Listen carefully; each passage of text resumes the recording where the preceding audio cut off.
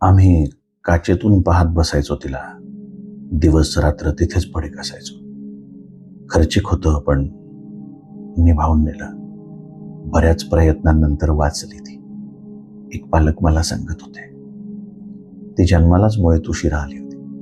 मूलबाळ होत नव्हतं. भरपूर प्रयत्न झाले होते. लाखो खर्च केले. शेवटी तिचा जन्म झाला.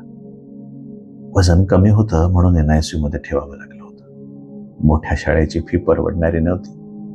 परिस्थिती जेमतेम. त्यात आधीच इतका खर्च झालेला.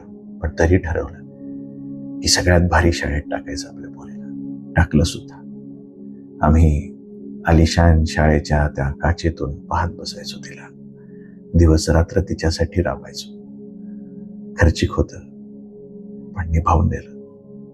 एक पालक मला सांगत होते, फीसाठी ओढाताण वाढली. डबल शिफ्ट मध्ये करायला लागली ती सुरुवात.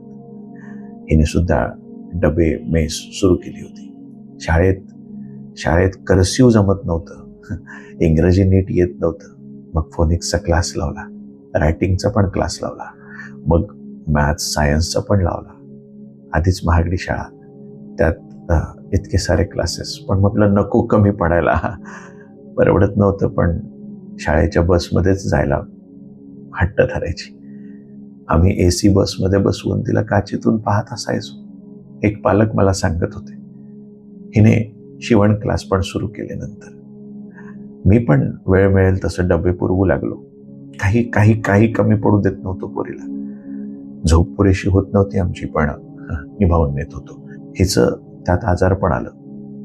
पण केलं ओढून ताडून बरं तिला. आज शाळेत बोलवलं होतं.